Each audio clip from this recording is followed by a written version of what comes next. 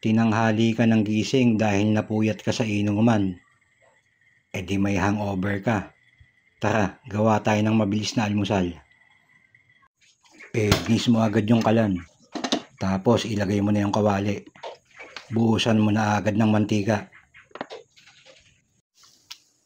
Pagkagisa mo ng bawang, sibuyas, sausage at manok, isalin mo na agad sa pinakuluan mo na macaroni.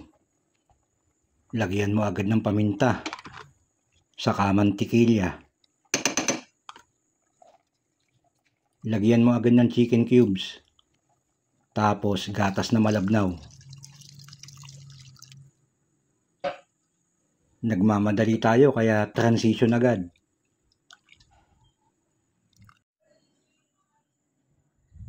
Sopas. Partneran mo agad ng pandesal. Bilis, no?